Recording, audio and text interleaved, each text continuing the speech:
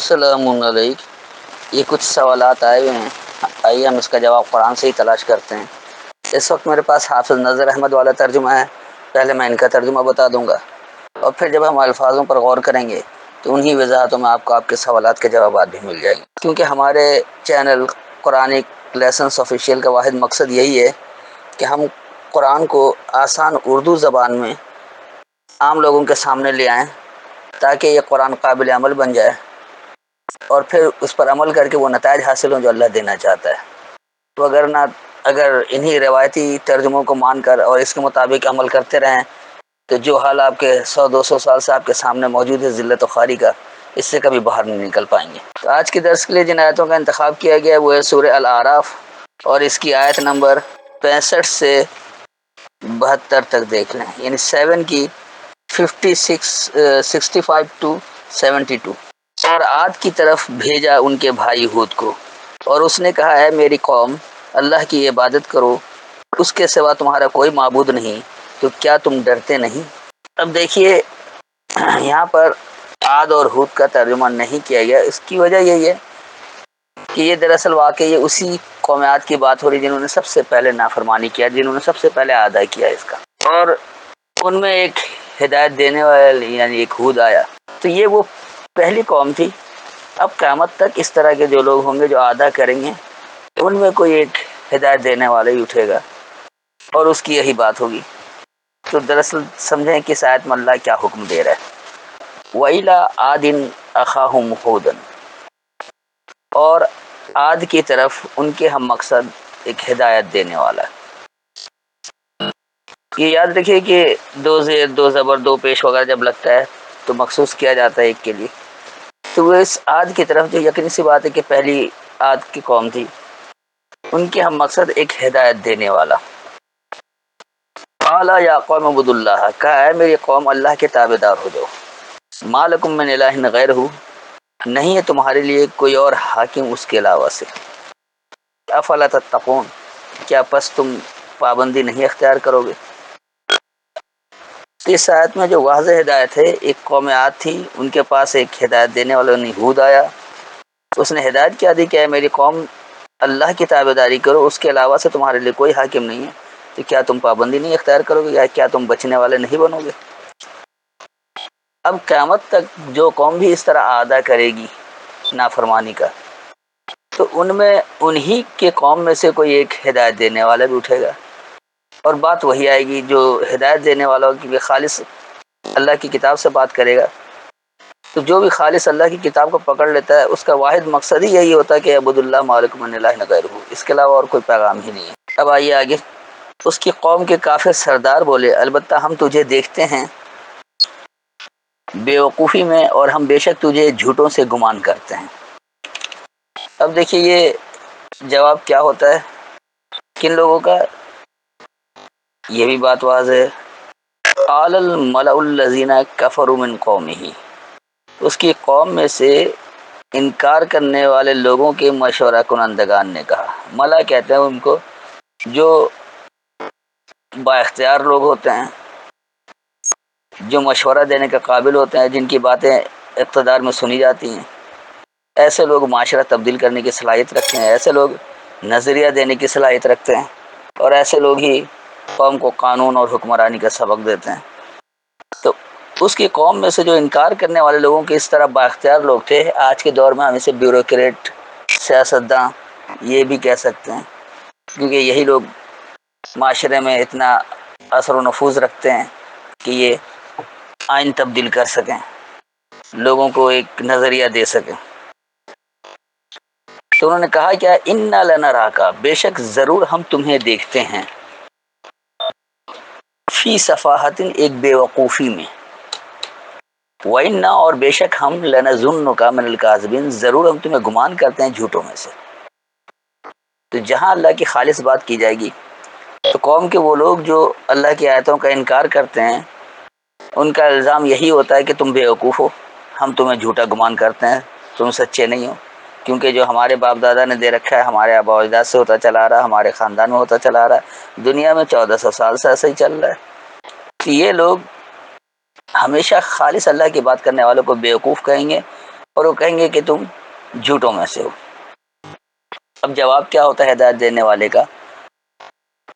اس نے کہا ہے میری قوم، مجھ میں نہ بیوقوفی کی کوئی بات نہیں ہے، مجھ میں بیوقوفی کی کوئی بات نہیں ہے، لیکن میں تمام جہانوں کے رب کا بھیجا ہوا رسول ہوں۔ اب دیکھیے یہاں کیا بات ہو رہی ہے۔ قالا یا قوم، کہا ہے میری قوم، لیس بی صفاحتم، نہیں ہے مجھ کو کوئی بیوقوفی ہے، یعنی مجھ میں کوئی بیوقوفی نہیں ہے، مجھ کو کوئی بیوقوفی نہیں ہے، ولیکنی، اور لیکن میں رسول من رب العالمین، ہر علم کے ربوبیت کرنے والے سے پیغام دینے والا ہوں۔ یہاں لفظ بھیجا ہوا کہیں بھی نہیں ہے، کیونکہ قوم میں سے ہی لوگ ہدایت دینے والے اٹھتے ہیں۔ اس کے بعد آگے آئیے، میں تمہیں اپنے رب کے پیغام پہنچاتا ہوں اور میں تمہارا خیر خواہ امین ہوں۔ تو یہ ہدایت دینے والا یہی کہتا ہے، کیا کہہ رہا ہے؟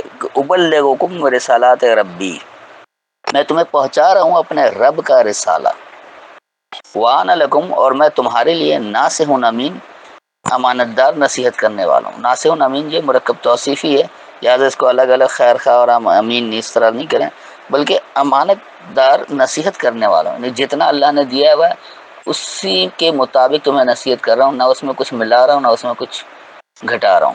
پھر آگے آتا ہے، کیا تمہیں تعجب ہوا کہ تمہارے پاس آئی تمہارے رب کی طرف سے ایک نصیحت تم میں سے ایک آدمی پر، تاکہ وہ تمہیں ڈرائے، اور تم یاد کرو جب اس نے تمہیں قوم نوح کے بعد جانشین بنایا اور تمہیں زیادہ دیا جسم میں پھیلاؤ ڈیل ڈول، سو اللہ کی نعمتیں یاد کرو تاکہ تم فلاح کامیابی پاؤ۔ اب دیکھیے اس روایتی ترجمے سے بات یہ آ رہی کہ ان لوگوں کو تعجب کیا ہو رہا ہے کہ تم میں سے ہی ایک مرد پر نصیحت آئی ہے کہ وہ تمہیں ڈرائے، اور پھر یہ بھی کہہ رہے کہ یاد کرو کہ اس نے قوم نوح کے بعد تمہیں جانشین بنایا۔ قوم نوح کے بعد قوم عاد آئی تھی، اس لیے یہ خلفاء کا لفظ ہے، خلیفہ بھی اسی سے نکلا ہے۔ تو نوح جنہوں نے وحی لے کر، اللہ کی وحی کو لے کر معاشرہ قائم کیا، ان کے بعد یہ جو آدھا کرنے والے آئے جو نافرمانی اختیار کرنا شروع ہوئے، تو ان کے پیچھے یہ قوم آئی، تو انہیں یہ بتایا جا رہا ہے۔ اور پھر اس میں یہ بھی کہہ رہے کہ تمہیں جسم میں پھیلاؤ ڈیل ڈول زیادہ دیا، تو ڈیل ڈول سے کیا مراد؟ کیا قد زیادہ لمبا دے دیا گیا، لمبائی چوڑائی بڑھا دی گئی ہے، یہ کیا کچھ ہے؟ پھر کہہ رہے کہ اللہ کی نعمت کو یاد کرو تاکہ تم فلاح پاؤ۔ تو کیا اللہ کی نعمتوں کو صرف یاد کرنے سے فلاح ہو جاتی ہے، یا نعمتوں کی قدردانی سے فلاح ملتی ہے؟ کدھر کیا استعمال کیسے کرنا ہے؟ دیکھیے اس آیت میں اللہ کیا حکم دے رہا ہے اس کو سمجھتے ہیں۔ او عجب تم، کیا اور تمہیں بھلا لگ رہا ہے، کیا اور تمہیں اچھا لگ رہا ہے، خوشنما لگ رہا ہے، عجیب لگ رہا ہے؟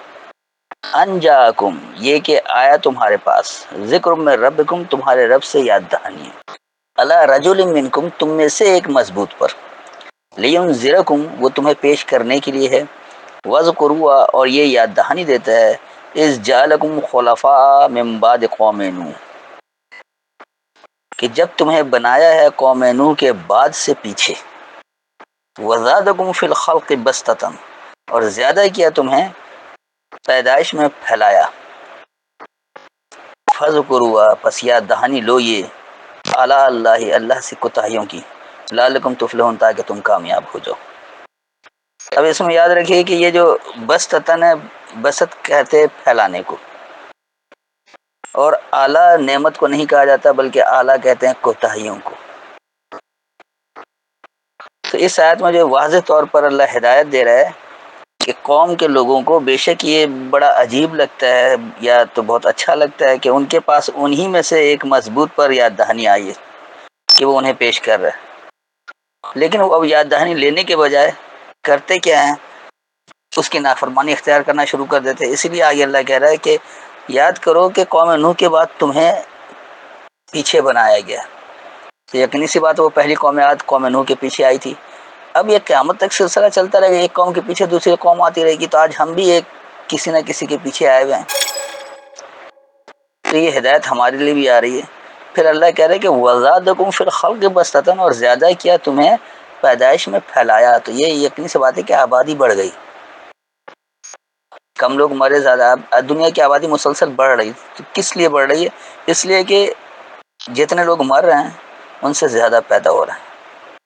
تو یہی بات یہاں بھی بتائی، قوم نوح کے بعد آبادی میں اضافہ ہونا شروع ہوا۔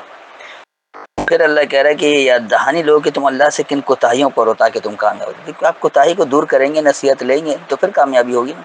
اگر انہی کوتاہیوں پر عمل درآمد جاری رکھیں گے تو ہرگز آپ کو کامیابی نہیں ملے گی. اب آئیے آگے آیت.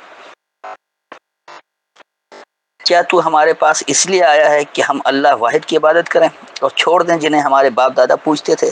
تو لے آ جس کا تو ہم سے وعدہ کرتا ہے، دھمکاتا ہے، اگر تو سچے لوگوں میں سے ہے. اب دیکھیں یہاں کیا بات ہو رہی ہے. قالوا جئتنا، انہوں نے یہ کہا کیا تم ہمیں دے رہے ہو لنعبد اللہ وحدہ، ہم یکتا اللہ کی تابع داری کرنے کے لیے ہوں. وہ نظارہ، اور ہم چھوڑ دیں ما کانا یعبد آباؤنا، جو ہیں ہمارے بڑے تابع داری کرتے. فاتنا بما تعدنا، بس دو ہمیں اس کا جو تم ہمیں وعدہ دے رہے ہو، ان کنت من الصادقین، اگر تم سچوں میں سے. کیونکہ وہ خالص اللہ کی بات کرنے والوں کو تو لوگ ہمیشہ گمراہ سمجھتے ہیں، جھوٹا سمجھتے ہیں. تو اس آیت میں جو واضح ہدایت مل رہی ہے، قوم کے لوگ یہی کہتے ہیں کہ تم ہمارے پاس اس لیے آ گئے کہ ہم ایک ہی اللہ کی تابع داری کریں، اور ہم ان کو چھوڑ دیں جو ہمارے باپ دادا جن کی تابع داری کرتے رہیں، کیونکہ اللہ کے ساتھ وہ ملاوٹ کرتے ہیں. خالص اللہ کی کلام ان کے سمجھ میں نہیں آتے، وہ کہتے ہیں جی یہ تو نامکمل، اللہ نے حکم دے دیا تفصیل کے لیے، سنت اٹھاؤ، حدیث اٹھاؤ، یا فقہا کے قول اٹھاؤ، کچھ بھی غیر اللہ کا کلام وہ ملاتے ہیں. تو کیونکہ وہ لوگ اللہ کو یکتا نہیں مانتے ہیں، اللہ کی کتاب کو نامکمل مانتے ہیں کہ اللہ نے حکم دے دیا اور تفصیل نہیں دیا، جبکہ اللہ کہہ رہا ہے میں حکم اور تفصیل دونوں دیتا ہوں. تو اس لیے وہ یہ کہتے ہیں کہ جس کی تابع داری ہمارے آبا کرتے چلے آ رہے ہیں، اتنے عرصے سے ہو رہا، ساری دنیا کر رہی، ہم اس کو چھوڑ کر ایک اللہ کی تابع داری کریں جو تم ہمیں بتا رہے ہو. تو تم جو وعدہ ہمیں اس میں دے رہے ہو تباہی کا، لے آؤ اگر تم سچوں میں سے ہو. لیکن انہیں سدھرنا نہیں ہے. جس طرح آج کا نام نہاد مسلمان ڈٹا ہوا ہے کہ جی 1500 سال سے ایسے ہی ہوتا چلا آ رہا، ہمارے آبا و اجداد نے کیا، ہماری فقہ میں ایسا ہوتا رہا، دنیا ایسے ہی چل رہی ہے، لہٰذا ہم کیسے اپنے آپ کو تبدیل کر لیں. آج بھی یہی باتیں آ رہی ہیں. اور اب آج بھی یہی کہتے ہیں کہ اگر تم جو ہمیں عذاب کا وعدہ دے رہے ہو کہ سزا ملنی ہے تو لے آؤ سچے ہو. اتنے عرصے سے تو ہوتا چلا آ رہا، اللہ تو کوئی سزا کسی کو نہیں دے رہا. اللہ کیوں دے گا؟ اللہ نے تو ایک وعدہ ایک مقرر کر رکھا ہے، ایک وقت اللہ وہیں سزا دے گا، اسی وقت دے گا، ابھی اللہ کوئی نہیں پکڑے گا. اب آ گیا یہ. اس نے کہا البتہ تم پر تمہارے رب کی طرف سے پڑ گیا عذاب اور غضب. کیا تم مجھ سے ان ناموں کے بارے میں جھگڑتے ہو جو تم نے اور تمہارے باپ دادا نے رکھ لیے ہیں؟ نہیں نازل کی اللہ نے اس کے لیے کوئی سند، سو تم انتظار کرو، میں بھی تمہارے ساتھ انتظار کرنے والوں سے ہوں. دیکھیے انہوں نے یہاں رجس اور غضب کو عذاب اور غضب کہا ہے. عذاب کے لیے تو لفظ عذاب قرآن میں آیا ہی ہوا ہے. رجس کہتے ہیں غصے کو، رجس و غضب یہ واو ڈال کر، یہ واو تفسیری ہے. رجس کیا ہے؟ یعنی غضب. تب اس آیت میں ہدایت کیا ملے یہ سمجھیں کہ قال قد، یقینی، کہا یقینی، وقع علیکم، واقع ہو گیا تم پر، من ربکم، تمہارے رب سے، رجس و غضب، یعنی غصہ یعنی غضب، غیظ و غضب آپ اس کو کہنے کہ غصے کے ساتھ ناراضگی کا اظہار. اتجادلوننی، کیا تم ہم سے بحث برائے بحث کرتے ہو، فی اسمائن، ان پہچان میں، سمیتموہا، اس کی پہچان کروایا، انتم و آباؤکم، تم نے اور تمہارے بڑوں نے، ما نزل اللہ بہا من سلطان، نہیں نازل کیا اللہ نے اس کی کوئی دلیل سے. فانتظروا، پس یہ کہ تم عمل کر کے انتظار کرو. انی معکم من المنتظرین، بے شک میں بھی تمہارے ساتھ عمل کر کے انتظار کرنے والوں میں سے ہوں. اس آیت میں واضح ہدایت ہے کہ جو لوگ اللہ کی آیتوں کا انکار کرتے ہیں تو بالآخر ان کے اوپر اللہ کا غیظ و غضب آتا ہے، یعنی رجس اور غضب سامنے آ جاتا ہے رب سے. لیکن اس کے باوجود وہ خالص پیغام دینے والے سے بحث برائے بحث میں لگے رہتے ہیں، اس پہچان میں جو خود انہوں نے یا ان کے بڑوں نے دے رکھا ہے، جبکہ اللہ کی کتاب سے، اللہ کی آیتوں سے اس کی کوئی دلیل نہیں ملتی ہے. تو اس لیے پھر کہہ رہے کہ فانتظروا، یعنی پس تم بھی عمل کر کے انتظار کرو. نظر کہتے ہیں عمل کر کے انتظار کرنے کو، ایسے ہی دیکھنے کو راہ کہا جاتا ہے. تم انتظار کرو، بے شک میں بھی تمہارے ساتھ منتظر ہوں. نتائج خود بتائیں گے کس کا عمل صحیح کس کا غلط ہے. اب آئیے آگے. تو ہم نے اس کو بچا لیا اور اپنی رحمت سے، اور ان کو جو اس کے ساتھ تھے، اور ہم نے ان لوگوں کی جڑ کاٹ دی جنہوں نے ہماری آیتوں کو جھٹلایا اور وہ نہ تھے ایمان لانے والے۔ اب دیکھیے یہاں اس ترجمے سے جو پتہ لگ رہا ہے کہ اللہ ہود اور ان کے ساتھیوں کو اپنی رحمت سے تو بچا لیا، لیکن ان لوگوں کی جڑ کاٹ دی جنہوں نے آیتوں کو جھٹلایا۔ اب دیکھیے یہاں پر اصل میں بات کیا ہو رہی ہے۔ فَأَنجَيْنَاهُ، بس ہم نے اسے نجات دیا، وَالَّذِينَ مَعَهُ، اور ان لوگوں کو جو اس کے ساتھ تھے، بِرَحْمَةٍ مِنَّا، اپنے پاس سے رحمت کو، وَقَطَعْنَا، اور ہم نے قطع کر دیا، ہم نے الگ کر دیا یا ہم نے توڑ دیا، ہم نے کاٹ دیا، دابر الذین، پیٹھ ان لوگوں کی یا کمر ان لوگوں کی، کذبوا بآیاتنا، جنہوں نے ہماری آیتوں کو جھٹلایا، وما کانوا مؤمنین، اور وہ ماننے والوں میں سے نہیں ہیں۔ تو یہ جو قطعنا دابر کا لفظ ہے، اب انہوں نے تو کر دیا کہ ہم نے جڑ کاٹ دی، گو کہ ایک طرح سے یہ بھی ترجمہ ٹھیک ہے، لیکن دبر دراصل پیٹھ کو کہا جاتا ہے۔ تو پیٹھ کو الگ کر دیا، یعنی آپ یہ کہتے ہیں نا جب آپ زمین میں مضبوط جمے ہوئے ہوتے ہیں ہر حالت سے، سیاسی طور پر بھی، اقتصادی طور پر بھی، تو کہتے ہیں اس کی پیٹھ بڑی مضبوط ہے۔ لیکن جہاں انتشار ہوتا ہے، جیسے خاص طور پر پاکستانی معاشرہ، نہ کوئی سیاستدار کی پیٹھ لگی ہوئی ہے، نہ کسی بیوروکریٹ کی لگی ہے، نہ عوام کی ہی لگی ہے، سب تتر بتر ہیں، کوئی بھی سکون میں نہیں ہے۔ تو اس لیے اس کو آپ یہ کہتے ہیں کہ کمر توڑ دیا،